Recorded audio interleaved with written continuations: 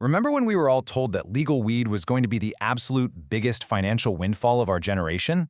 I mean, it was guaranteed to be a green rush, right?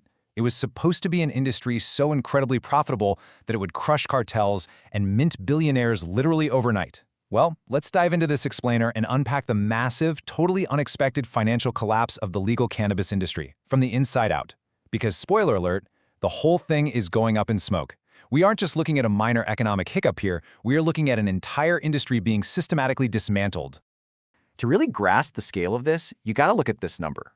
Right now, today, if you walk into a legal dispensary in places like Los Angeles, Denver, or Detroit, there is a staggering 75% chance that business is bleeding cash. Think about that. The data shows that only about a quarter of legal businesses in this space are actually turning any sort of profit. In literally any other normal industry, a failure rate this high would have Congress calling emergency hearings. But here, it's just the accepted baseline. And the crazy part is, it has absolutely nothing to do with a lack of consumer demand. Because of this massive failure rate, over $131 billion, yes, billion with the B, and shareholder value has simply been wiped off the map. Just poof, gone. The whole promise of massive profits, explosive growth, and a brand new corporate utopia practically vanished overnight, dragging billions of investment dollars right down with it. And it honestly all traces back to one fundamental, totally catastrophic error in judgment made by some of the supposedly smartest people in finance. Here is the core illusion. Venture capitalists rushed in, throwing money at these massive, slick retail operations. You know the ones, polished concrete floors, iPads on every counter, places like MedMen. The pitch was literally, hey, we're the Apple Store of weed. But investors completely misunderstood what they were selling. They treated it like consumer tech, banking on artificial scarcity. Actually, scratch that, they completely ignored reality. They were selling an agricultural commodity. At the end of the day, this product is way closer to soybeans, timber, or pork bellies than it is to an iPhone. Anyone can grow it a few miles away in the dirt and sell it for less. And because it's just a crop, the market absolutely flooded. Artificial scarcity doesn't hold up in farming, right? This oversupply triggered an unbelievable 85% wholesale price collapse since 2015. To put that into perspective, imagine walking into your grocery store and a $4 gallon of milk has suddenly plummeted to just 60 cents in under 5 years. In the dairy world, that level of deflation would be an unmitigated disaster. But in this industry, it just became the new normal, turning billion-dollar valuations into literal pennies. But hold on, because oversupply was only half the problem. Section 1. Section 280E, the IRS death sentence. To understand this so-called death sentence, we have to rewind to 1981. There was this convicted drug dealer, Jeffrey Edmondson, who actually won a tax court case allowing him to deduct his illicit business expenses, stuff like his rent, his scales, the whole shebang. Well, Congress lost its mind and immediately passed Section 280E just to ensure cartels like Pablo Escobar's couldn't write off their overhead. Makes sense, right? But today, that exact same 1981 cartel law is being aggressively used against middle-aged moms and military vets running fully legal, state-licensed dispensaries. They are literally paying the Pablo Escobar tax. So what does this actually look like? Well, a standard business pays a tiny fraction of what a legal operator pays. See, a normal corner store makes $1 million in profit. They owe the IRS roughly 210 grand.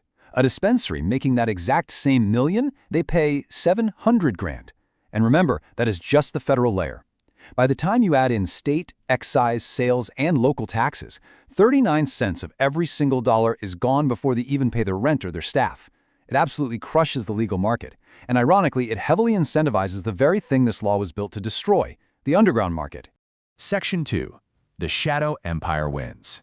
Look, you tax something this aggressively, people aren't going to magically stop buying it. They just stop buying it legally. The numbers out of California, the state that basically pioneered all this, are absolutely mind-blowing. The underground market there moves roughly $8 billion a year. That is more than double the size of the $3.9 billion legal market. That illegal revenue alone could fund the DEA's entire annual budget twice over. The shadow empire has definitively won, and it really just boils down to basic consumer behavior. Because at the end of the day, consumers care about the price tag, not the fancy state license hanging on the wall. The illicit market can effortlessly undercut legal stores by 35 to 40% on every single transaction. A legit dispensary sells an eighth of premium flower for $65, while an unlicensed shop, quite literally 2 blocks down the street, sells the exact same amount for $35. That massive price gap, it has nothing to do with better branding, it's entirely created by just skipping the crushing tax code. And hey, this is definitely not just a California problem. Take New York City. Right now, there are roughly 1,400 unlicensed dispensaries openly operating across the city. Meanwhile, the state has issued fewer than 200 legal retail licenses entirely. That is 7 illegal shops for every legal one. And the wildest part, to an everyday consumer, they look identical. We're talking professional neon signage, the exact same point of sale systems, and Yelp pages loaded with thousands of 5-star reviews.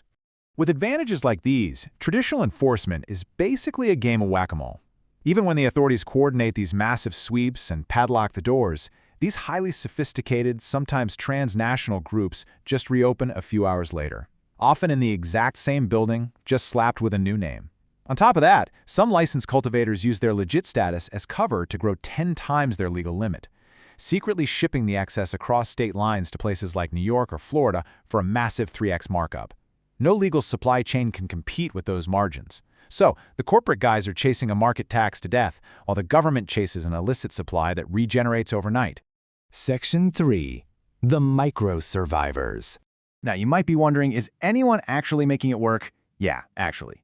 When you put these business models side by side, you see exactly how a small group of independents are surviving. The big corporate chains were signing leases for 12 to 30 grand a month, relying on corporate buyers staring at spreadsheets from 3 states away and carrying millions in inventory risk when the price crashed.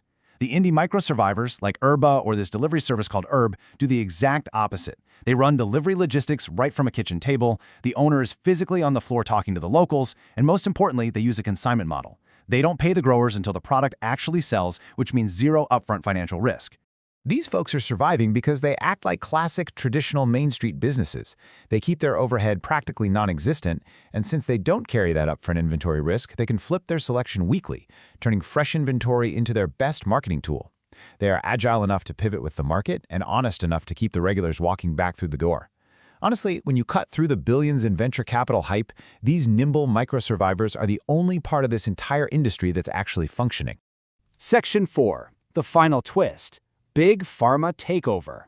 But just as these independent guys dial in a formula that actually works, a massive regulatory earthquake slated for late 2025 is going to flip the board entirely. And it might just be the killing blow.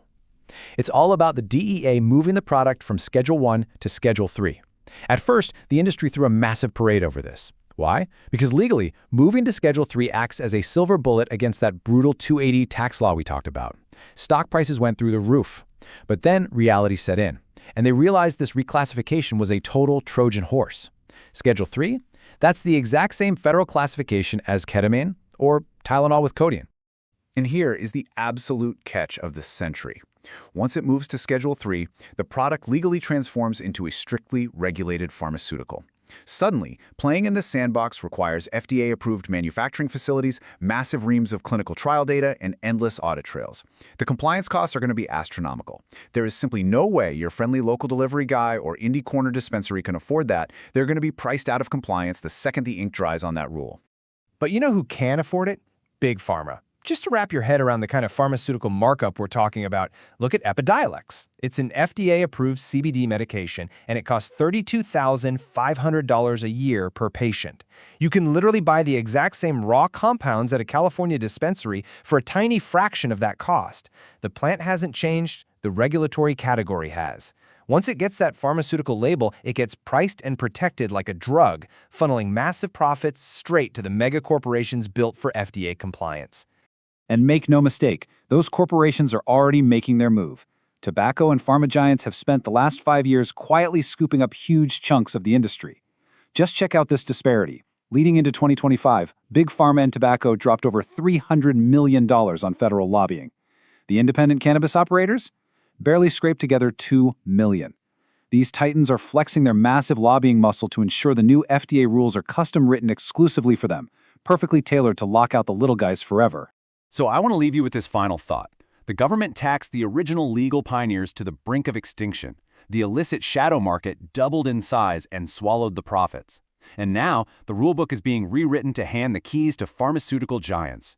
In a market getting crushed by illegal empires on one side and big pharma on the other, how long do those clever independent Main Street operators really have left before they just belong to someone else? Is the era of the independent cannabis entrepreneur over before it even truly began?